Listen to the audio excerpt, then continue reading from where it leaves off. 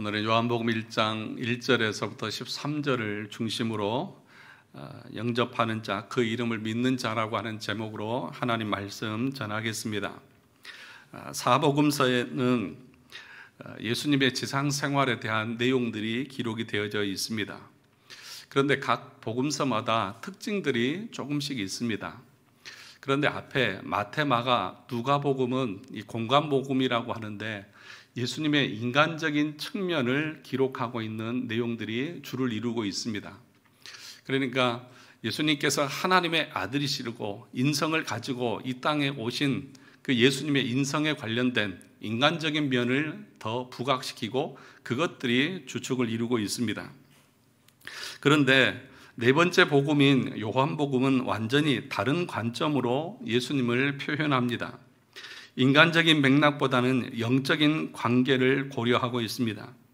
그래서 요한복음은 말구에 태어나 십자가에서 죽으신 이 예수 그리스도가 이 세상의 어떤 왕보다도 높은 영광을 가지셨다는 것입니다. 스스로 낮추셔서 종의 자리를 취하신 그분이 이전에는 하나님과 동등한 분이시다.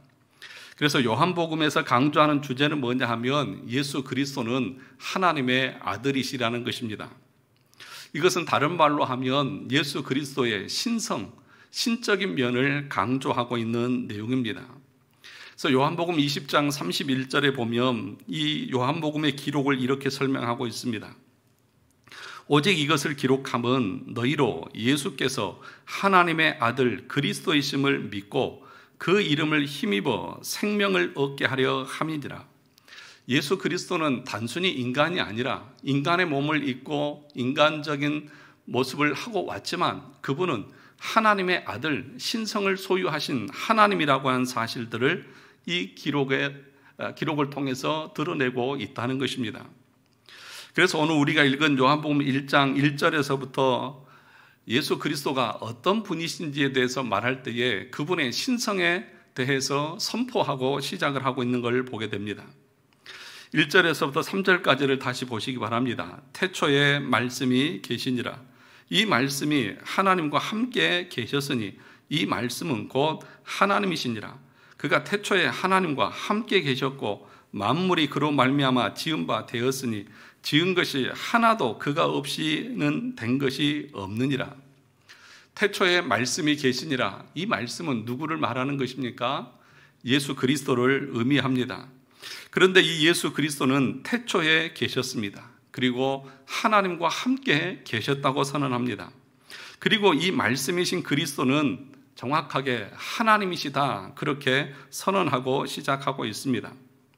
그런데 요한복음에서 예수님을 소개하고 있을 때에 1절을 다시 보시면 말씀이 누구와 함께 계셨으니 하나님과 함께 계셨으니 예수 그리스도는 하나님의 아들이라고 표현합니다.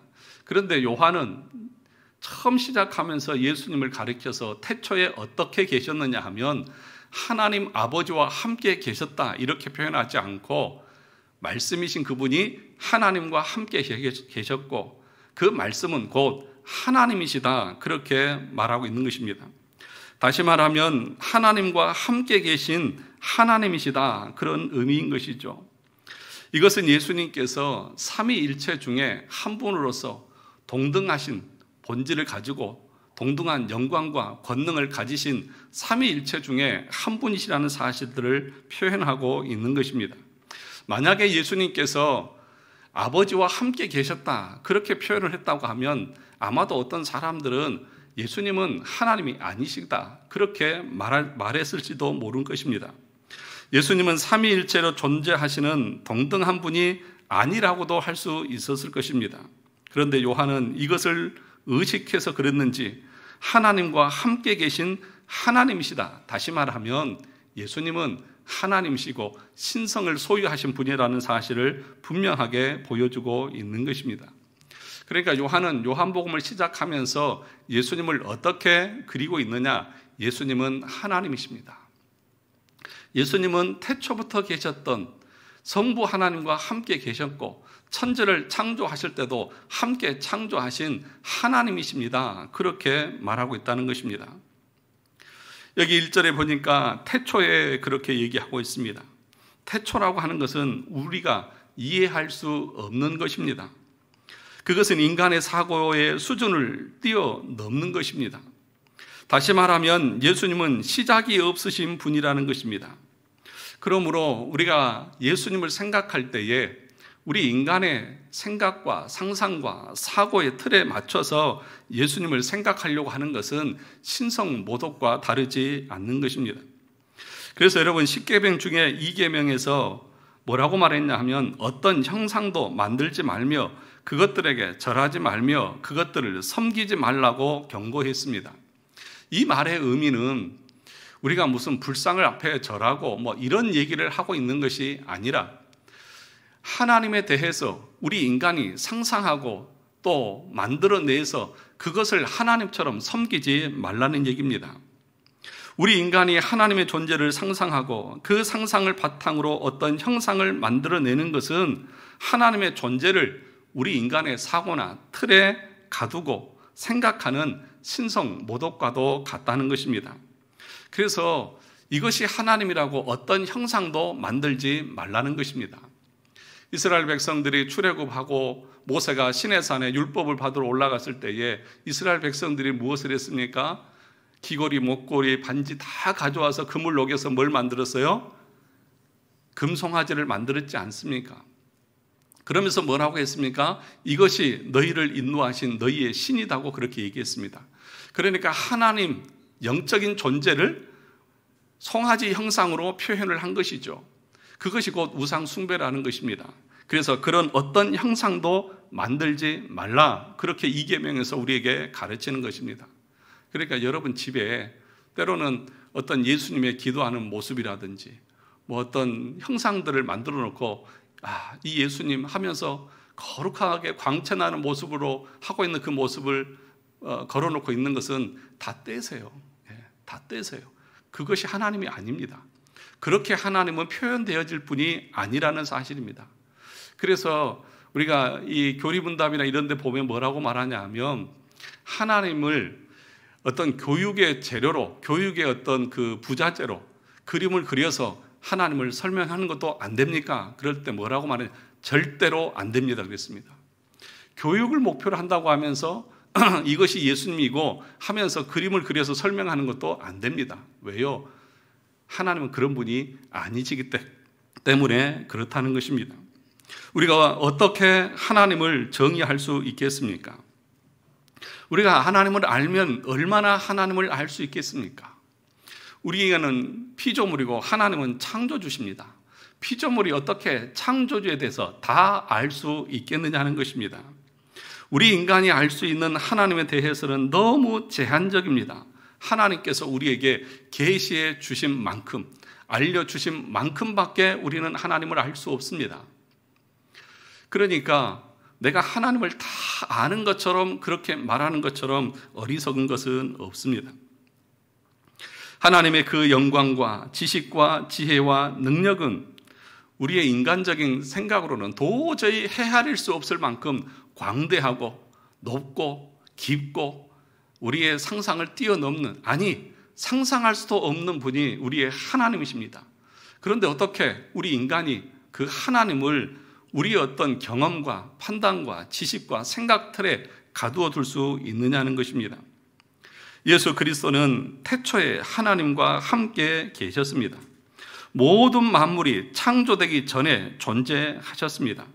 그러므로 그분은 누군가에 의해서 창조되거나 만들어지신 분이 아닙니다. 왜요? 만물이 있기 전에도 존재하셨기 때문에 그런 것입니다. 그리고 그 존재하셨던 예수 그리스도께서 모든 만물을 그 이후에 창조하셨다, 그렇게 말씀하고 있습니다. 그래서 골로새서 1장 17절에서는 예수님을 이렇게 표현하고 있습니다. 그는 보이지 아니하는 하나님의 형상이요 모든 피조물보다 먼저 나신 이시니, 먼저 났다고 하는 것은 태어났다, 무슨 창조되었다 이런 의미가 아니라 먼저 존재하셨다고 하는 그런 말입니다. 만물이 그에게서 창조되되 하늘과 땅에서 보이는 것들과 보이지 않는 것들과 혹은 왕권들이나 주권들이나 통치자들이나 권세들이나 만물이 다 그로 말미암고 그를 위하여 창조되었고 또한 그가 만물보다 먼저 계시고 만물이 그 안에 함께 섰느니라. 예수 그리스도를 가리켜서 보이지 아니하시는 하나님의 형상이라고 말하면서 그 예수 그리스도께서는 만물보다 먼저 계셨고 그 예수 그리스도로 말미암아 모든 만물이 창조되어졌다. 오늘 1장 3절에서 말하는 내용과 똑같지 않습니까? 만물이 그로 말미암아 지은 바 되었으니 지은 것이 하나도 그가 없이는 된 것이 없느니라. 무엇을 지금 말하고 있는 것입니까? 예수 그리스도는 하나님이시고 그분이 육신을 입고 이 땅에 오셨지만 그분은 참 하나님이시라고 하는 사실을 우리에게 설명하고 있는 것입니다. 그래서 요한복음 17장에 보면 예수님께서 아버지께 기도할 때에도 17장 5절에 보면 이렇게 기도합니다. 아버지여, 창세 전에 내가 아버지와 함께 가졌던 영화로서 지금도 아버지와 함께 나를 영화롭게 하옵소서. 창세 전에 아버지와 함께 있던 그 영광으로 나를 영화롭게 해달라. 그렇게 지금 예수님께서 기도하시면서 자신은 누군가에 의해서 창조되고 만들어지고 때로는 육신에 입고 오셨지만 아담의 후손으로 오셨지만 우리 인간과 같이 피조물이 아니라 창조주라는 사실을 그렇게 기도하고 계시는 것입니다.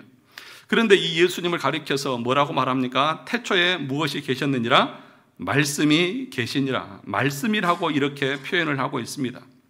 일반적으로 말이라고 하는 것은 세 가지의 의미가 있습니다. 첫째는 뭐냐 하면 말씀은 표명의 수단이라고 말합니다. 우리가 마음에 어떤 생각을 품었을지라도 그것을 말하지 않으면 그것은 드러나지 않습니다. 그 생각을 말로 표현하는 순간 그것은 알려지게 되는 것이죠. 저를 한번 보세요. 제가 무슨 마음을 품고 있는지 여러분 아십니까? 제가 그 다음에 무슨 설교를 할지 여러분 다 아세요? 모르죠. 그러나 말로 표현되어질 때에 그것은 드러나게 되어지는다. 그러니까 말이 그런 의미가 있다는 것입니다. 두 번째로는 말씀은 전달의 수단입니다. 말을 수단으로 해서 우리는 다른 사람들에게 알릴 것을 전합니다. 말씀으로서 그리스도는 하나님의 생명과 사랑을 우리에게 전해주는 하나님의 전달자라는 것입니다. 세 번째로 말씀은 계시의 방법입니다. 말을 통해서 그 사람의 지적인 능력이나 도덕적인 품성들이 드러납니다. 말로 인해서 옳다고 인정함을 받기도 하고 말 때문에 비난을 받을 수도 있다는 것입니다. 그래서 그리스도가 말씀이라고 하는 것은 하나님의 속성과 하나님의 그 성품과 그 완전성을 드러내주는 존재라고 하는 의미가 여기에 담겨져 있는 것입니다. 그래서 골로새서 1장 17절에서도 뭐라고 말했습니까? 그는 보이지 않는 하나님의 무엇이라고요? 형상이라고요. 예수 그리스도는 보이지 아니하시는 하나님을 우리에게 드러내주고 보여주고 계시해주고 설명해주고 있는 말씀이라는 것입니다. 그래서 히브리서 1장 1절과 2절에 보면 이렇게 말합니다. 옛적의 선지자들을 통하여 여러 부분과 여러 모양으로 우리 조상들에게 말씀하신 하나님이, 그러니까 구약에서 하나님께서는 자신의 생각과 뜻을 누구를 통해서 보여주셨습니까? 선지자들을 통해서 여러 모양으로 여러 부분으로, 때로는 하나님이 직접 음성을 들려주시고 때로는 천사들 모습으로 현현해서 하나님이 자신의 뜻을 보여주셨습니다. 그런데 2절에 이 모든 날 마지막에는 아들을 통하여 우리에게 말씀하셨으니, 예수 그리스도를 통해서 하나님의 뜻이 다 이루어졌다는 것입니다. 그러니까 예수 그리스도의 말씀, 그분이 오셔서 하신 그 모든 것은 계시의 종결이라고 그렇게 말하는 것입니다. 그러니까 여러분, 예수님은 하나님이 구약에서부터 말씀하셨던 모든 것의 결론입니다. 그분은 하나님이십니다. 그리고 그 예수 그리스도는 하나님이 어떤 분인지 그 자신을 통해서 또 말씀을 통해서 계시해주고 알려주고 보여주시는 분이라는 것입니다. 그러므로 예수 그리스도가 오신 이후에 계시는 이제 끝났습니다. 그러니까 여러분 주위에 어떤 사람들이 나는 하나님으로부터 직통 계시를 받는다, 하나님은 내게 이렇게 말씀하셨다 라고 말하는 사람이 있으면 여러분 어떻게 생각하시면 되냐면 저 이다나 물러가라 그러시면 됩니다. 왜 아무도 아멘을 안 하세요? 그런 분들이 주변에 많으신가 봐요. 주변에 많이 있어요. 내가 기도하면 하나님이 직통 계시로 나에게 알려주어서 자기가 계시를 내려요. 하나님이 이렇게 말씀하셨다. 너 그렇게 하면 안 된다 라고 하면서 말합니다. 아니요. 하나님의 뜻은 이 성경 안에 다 들어있습니다. 우리를 구원하시는 그 모든 방법, 구원하시기에 충분한 모든 내용들은 이 성경 안에 다 계시되어져 있습니다. 그러므로 여러분 성경을 열심히 보시면 하나님이 어떤 분인지 여러분들이 잘 알 수 있고 구원의 길도 알 수 있는 거예요. 다른 직통 계시를 받고 무슨 하나님의 음성을 듣고 하면서 그런 것을 자기 어떤 권위고 능력이고 하나님과 가까운 존재인 것처럼 우겨대면서 사람들을 현혹시키는 그런 사람들의 말에 절대 여러분 귀를 기울이지 마세요. 내가 하나님과 나는 직통으로 통화해. 이런 사람 있으면 저리 가세요. 당신하고는 말할 가치가 없어요 라고 보내버리면 됩니다. 예수 그리스도께서는 처음이자 마지막입니다. 요한계시록 1장 8절에 뭐라고 했습니까? 나는 알파와 오메가요, 처음과 마지막이요, 시작과 마침이다. 예수 그리스도가 계시의 종결이에요. 예수님이 하신 말씀 그 외에는 더 이상 없다는 것입니다. 그래서 예수 그리스도가 말씀이라고 하는 그 말의 의미는 예수님은 자신의 말을 통해서 자신의 모든 사역을 통해서 하나님이 누구신지 어떤 분인지를 보여주시는 분이라는 것입니다. 그래서 요한복음 14장 9절에도 빌립이 하나님을 보여달라고 하니까 뭐라고 말합니까? 나를 본 자는 누구를 보았어요? 아버지를 보았거늘 어찌하여 아버지를 보이라 하느냐? 나를 본 자는 아버지를 보았다. 내가 곧 하나님이고 내가 하는 일을 보면 하나님이 어떤 분인지 알 수 있는 것 아니냐?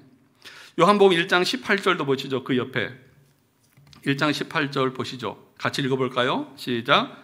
본래 하나님을 본 사람이 없으되 아버지 품속에 있는 독생하신 하나님이 나타내셨느니라. 예수 그리스도께서 하나님을 나타내셨습니다. 빌립보서 2장 6절에 보면 그는 근본 하나님의 본체시나 그렇게 얘기하고 있습니다. 예수 그리스도의 신성을 말하고 있고 그분이 말씀으로 오셔서 하나님이 어떤 분인지를 우리에게 뭘 원하시는지를 다 보여주고 계시다는 것입니다. 이것이 예수님을 가리켜 말씀이라고 표현하는 의미인 것입니다. 그러면 여러분들은 이 예수 그리스도를 얼마나 알고 계십니까? 정말 예수 그리스도를 알고 계십니까? 요한복음 17장 5절에서 뭐라고 말했습니까? 영생은 곧 유일하신 참 하나님과 그의 보내신 자 예수 그리스도를 뭐 하는 것이다고요? 아는 것이다. 예수 그리스도에 대해서 여러분들은 얼마나 아십니까? 다시 말하면 하나님의 속성과 권능과 영광과 지혜와 지식의 그 부요함과 높고 깊음에 대해서 우리는 얼마나 알고 있느냐 하는 것입니다. 우리가 알고 있는 것이 너무 미미합니다. 너무너무 미미합니다. 태산에 티끌만큼도 못합니다. 그런데 우리가 얼마나 교만한지 내가 하나님을 다 아는 것처럼 내가 다 이해하고 있는 것처럼 내가 하나님 위에 있는 것처럼 그렇게 판단하고 생각하고 말하는 사람들이 얼마나 많이 있는지 모릅니다. 알지 못하면 그분께 합당한 영광을 돌려드릴 수 없습니다. 그분의 존재 앞에서 우리는 떨어야 하는데 떨지 않습니다. 왜냐하면 그분의 영광과 능력과 존귀함에 대해서 너무나 무지하기 때문입니다. 하나님을 모르면 용감합니다. 그래서 하룻강아지 뭐 무서운지 몰라요? 호랑이 무서운지 모르고 그 앞에서 꼬리를 살랑살랑 흔들면서 장난도 치고 그래요. 그러다가 한번 확 물어버리면 어떻게 돼요? 그냥 아 소리도 못하고 죽는 것입니다.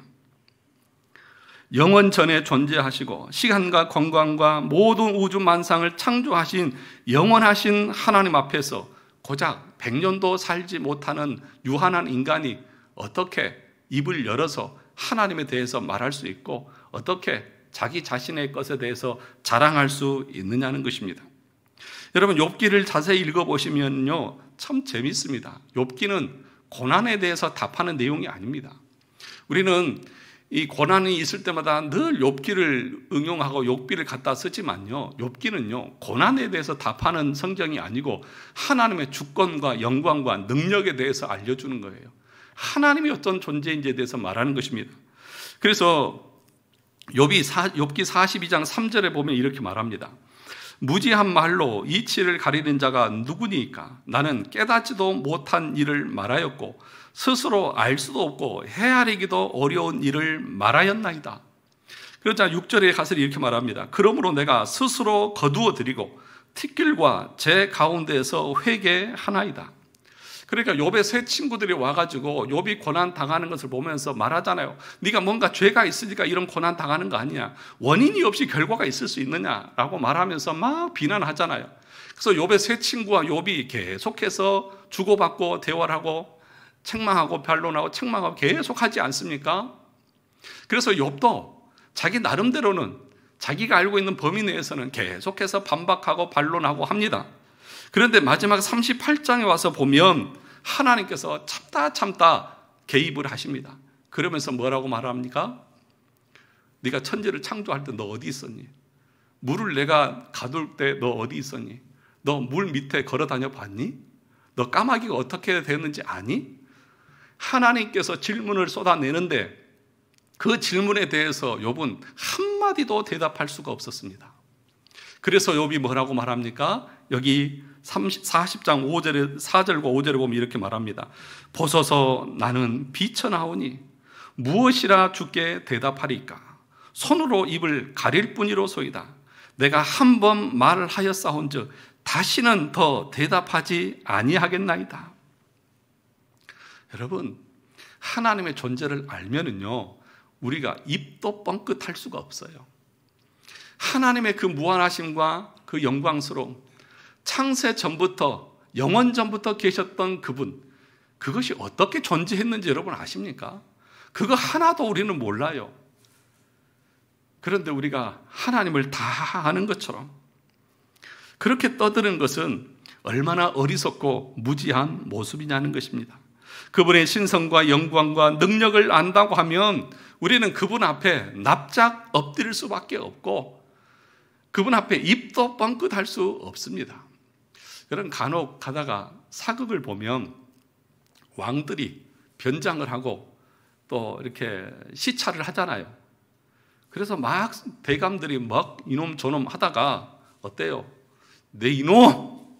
이분이 누군 줄 아느냐 하면서 옆에서 딱 알려주면 그 사람들이 어떻게 해요? 납작 엎드려서 고개도 들지 못해요. 입도 뻥끗 못해요. 여러분, 우리가 하나님의 존재, 그런 왕도 아니고 영원하신 그 하나님의 존재를 안다고 하면 우리는 하나님 앞에 입도 뻥끗할 수 없어요. 그러니 하나님의 교회를 섬기는 우리가 하나님을 섬긴다고 하면서 교회 안에서 자기 주장을 펴고 목소리를 높이고 내 뜻대로 돼야 된다고 주장하고 이것이 얼마나 하나님을 모르면 그런 모습이 나올까요? 그러니까 여러분, 성경을 알고 사람을 보면 야, 저 사람이 진짜 믿음이 없어도 없구나. 아무리 지가 잘난 척하고 옳은 말을 한다고 해도 그것이 하나님 앞에서 통할 소리인가?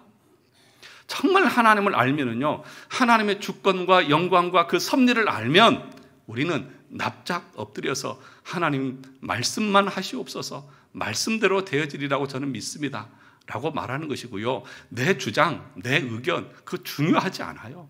그렇지 않습니까? 보세요. 욥같이 동방의 의인이라고 칭찬받았던 이 욥도 하나님을 대면하고 나서 그가 뭐라고 말합니까? 주여 무지하였습니다. 저도 무슨 말을 하는지 모르는 말을 했습니다. 그러면서 자기가 아는 것처럼 떠들었습니다. 하나님, 제가 지난번에는 몰라서 떠들었는데 더 이상 저는 말하지 않겠습니다 라고 말하면서 자기 손으로 입을 가리고 더 이상 말하지 않습니다.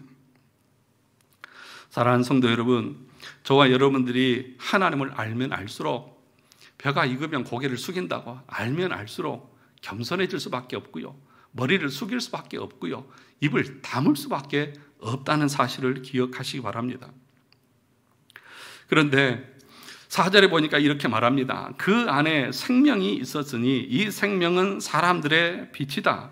이것은 어떻게 보면 1절에서부터 3절까지의 내용의 결론과도 같은 것이죠. 우리 하나님께서, 우리 예수님께서 모든 만물을 어떻게 하셨어요? 다 창조하셨어요. 모든 만물이 지은 것이 하나도 그가 없이 된 것이 없다. 그런데 무엇도 하나님이 창조하셨느냐? 우리의 생명도 하나님이 창조했다. 그러니까 오늘 4절에서 그 안에 생명이 있었다고 하는 그 말의 의미는 뭐냐 하면 우리 주님이 생명의 주인이다. 우리는 그분의 피조물이다. 우리의 생명은 그분의 손 안에 있다고 하는 사실들을 우리에게 가르쳐 주는 것입니다. 창세기에 보면 천지를 창조하시는 마지막 날에 하나님께서 인간을 창조하셨습니다. 흙으로 사람을 만드시고 그 코에 생기를 불어 넣었을 때에 사람이 살아나게 되었습니다. 피조물의 생명이 어디에 있습니까? 하나님 안에 있다는 것입니다. 그래서 시편 36편 9절에도 진실로 생명의 원천이 주께 있사오니 그렇게 말합니다. 사도행전 3장 15절에도 생명의 주를 죽였도다 그렇게 얘기하고 있습니다. 예수 그리스도가 생명의 주인이시다. 이 말은 단순히 영적인 생명만을 말하는 것이 아니라 우리의 육적인 생명의 주인이시도 하시다. 우리에게 생명을 주시는 분이 누구이십니까? 우리 하나님이십니다. 하나님의 손 안에 우리의 생명이 있습니다. 그래서 우리 하나님이 오늘 밤이라도 우리를 불러가시면 여러분은 하던 일 다 내려놓고 아무런 저항도 없이 그냥 가셔야 하는 존재들이라는 것입니다. 누가복음 12장에 보면 어떤 부자가 밭에 소출이 풍성해서 곡식이 쌓아둘 곳이 없어서 곡간을 싹 만들어서 이제 먹고 마시고 평안히 살자라고 그렇게 좋아하고 있을 때에 그 밤에 우리 주님이 뭐라고 하셨습니까? 어리석은 자여 오늘 밤에 내 영혼을 도로 찾으리니 그러면 내 준비한 것이 누구의 것이 되겠느냐? 우리는 다 그렇게 살아요. 이렇게 돈 모으고 이렇게 해서 이렇게 하면 노후가 이렇게 보장되고 이렇게 해서 잘 살아야지. 그런데 여러분, 우리의 생명이 누구 것이라고요? 하나님의 것입니다. 하나님 오늘 당장 부르면 우리는 다 내려놓고 가야 하는 존재이다. 그 하나님이 우리 하나님이시다 라고 하는 사실을 우리는 알아야 합니다. 그래서 이사야 2장 22절에서도 너희는 인생을 의지하지 말라. 그의 호흡은 코에 있나니 셈할 가치가 어디 있느냐. 그러니까 사람 의지하지 마세요. 옆에 있는 남편도 아내도 의지할 대상이 안 돼요. 왜요? 하나님이 그 호흡 끊으면 그냥 끝나는 거예요. 아무런 힘이 없어요. 단지 우리가 의지해야 될 분은 누구이십니까? 생명의 주가 되시는, 생명의 빛이 되시는 예수 그리스도를 믿는 것 외에는 우리에게 다른 믿음의 대상이 없고 다른 존재가 필요 없는 것입니다. 그런데 요한일서 5장 11절 12절에 보면 이렇게 말합니다. 또 증거는 이것이니 하나님이 우리에게 영생을 주신 것과 이 생명이 그의 아들 안에 있는 그것이니라. 아들이 있는 자에게는 생명이 있고 하나님의 아들이 없는 자에게는 생명이 없느니라. 무슨 말입니까? 예수 그리스도를 영접하지 않는 자에게는 생명이 있다 없다? 없다. 영적인 생명이 없다.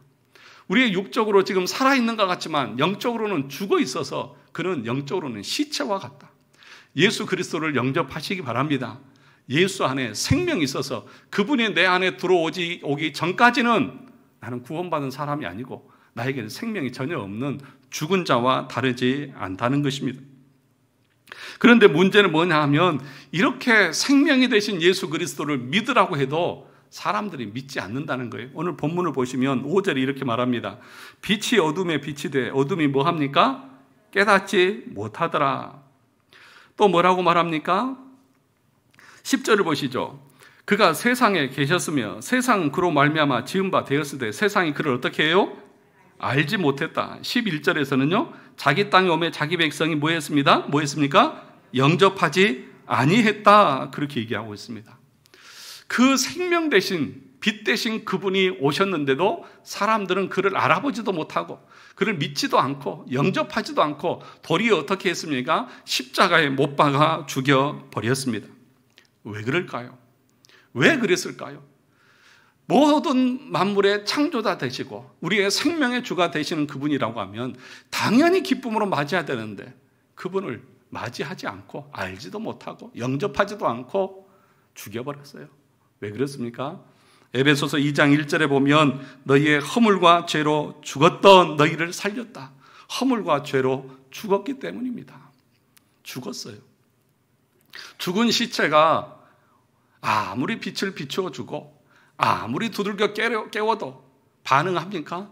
반응할 수가 없다는 것입니다. 이것이 바로 도르트 신조에서 말하는 인간의 전적인 타락입니다. 원죄로 말미암아서 모든 인간은 전적으로 타락해서 자기 의지로는, 자기 힘으로는 하나님을 알 수가 없다는 것입니다. 그래서 하이델베르그 요리문답에서 타락한 인간의 상태를 이렇게 설명했습니다. 그렇다면 인간은 이 모든 것을 온전히 지킬 수 있습니까? 라는 질문에 아닙니다. 우리에게는 본성적으로 하나님과 이웃을 미워하는 성향이 있습니다.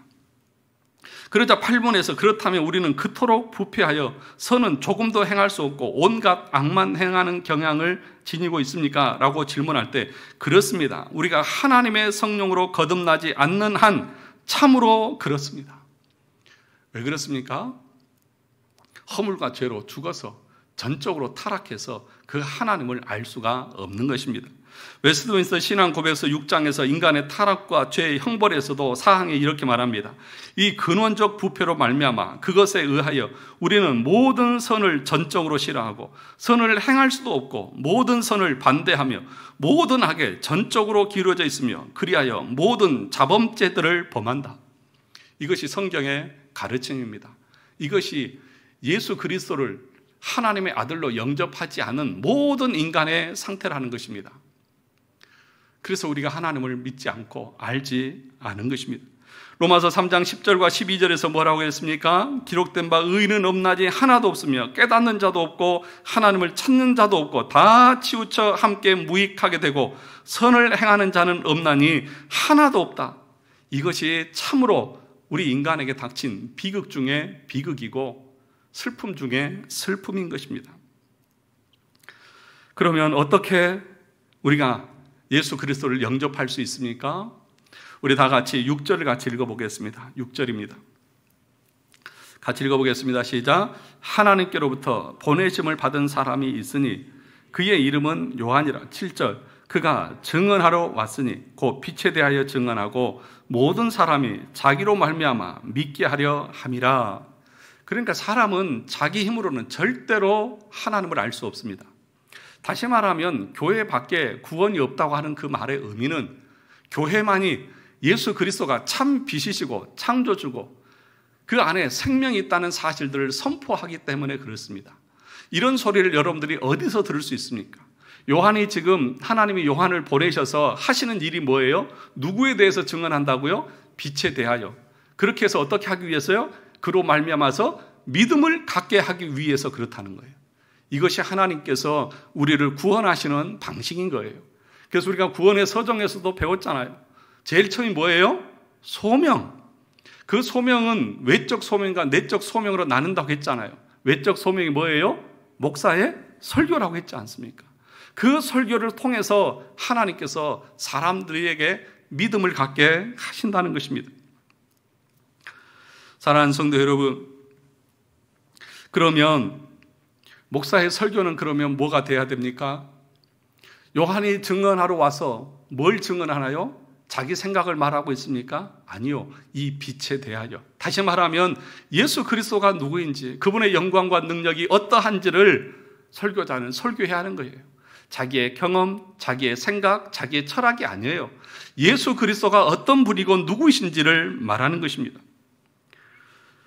그러면 여러분, 설교 시간에 다른 잡담이나 다른 우스갯소리나 또는 자기의 경험, 학식을 자랑하는 시간이 아니라는 것입니다.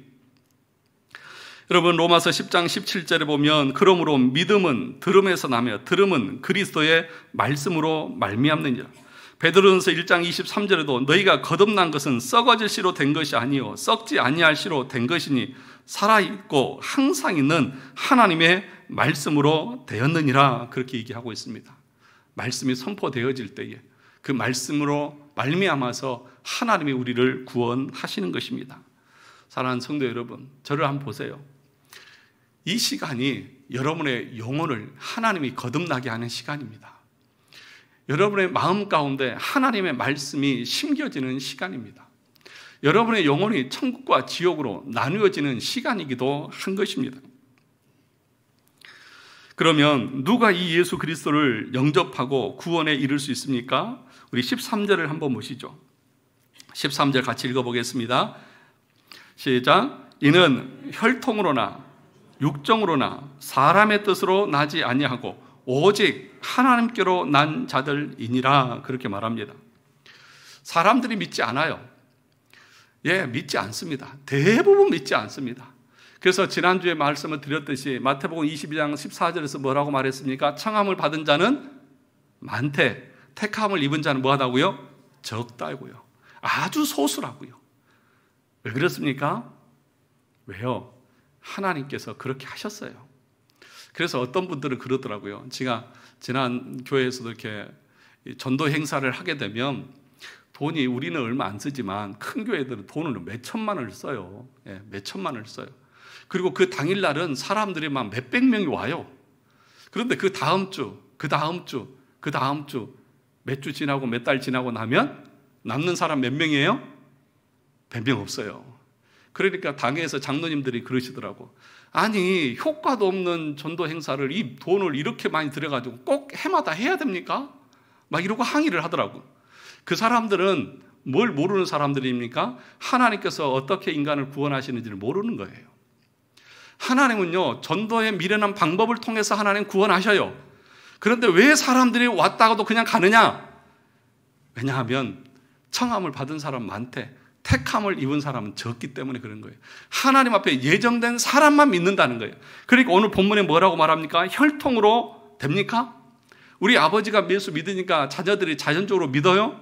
아니에요. 그 다음 뭐예요? 육정으로 사람이 의지를 가지고 믿는다고 해서 믿어지나요? 아니에요. 그렇지 않아요. 세 번째 뭡니까? 사람의 뜻으로, 자기가 어떤 의지를 가지고 또는 사람들의 호의적인 노력 또는 설교자의 그 설득 때문에 사람들이 예수를 믿나요? 아니에요. 물론 설교가 설교다워야 하고 사람들이 열심을 내야 하지만 그것이 필요 없다는 게 아니에요. 하나님은 설교를 통해서 사람들을 구원하셔요. 그런데 거기에 원인이 있는 것이 아니라 모든 구원의 원인은 하나님이 이런 것들을 사용하시되 근원적인 원인은 여기 본문에 보니까 13절에 뭐라고 말합니까? 오직 누구로부터 난 자다? 하나님께로부터 난 자다. 오직 하나님이 하시는 거예요. 우리는 뭐예요? 단지 하나님의 명령에 순종할 뿐인 거예요. 그러면 이 하나님께로부터 난 자라고 하는 그 말의 의미는 뭐냐 하면 우리가 알다시피 뭐예요? 에베소서 1장 4절과 5절에 보면 곧 창세전에 그리스도 안에서 우리를 택하사 우리로 사랑 안에서 그 앞에 거룩하게 하고 흠이 없게 하시려고 그 기쁘신 뜻대로 우리를 예정하사 예수 그리스도로 말미암아 자기 아들들이 되게 하셨다. 창세전에 하나님이 주권적으로 예정해 놓으신 영혼들이 있다는 거예요. 그 사람들만 하나님의 말씀이 선포될 때 믿음으로 받아들이고 영접해서 그 안에 생명이 있고 그 안에서 하나님의 자녀가 되는 은혜를 누린다는 것입니다. 이것을 가리켜서 도르트 신조에서는 제한 속죄, 특별 구속 그렇게 말해요.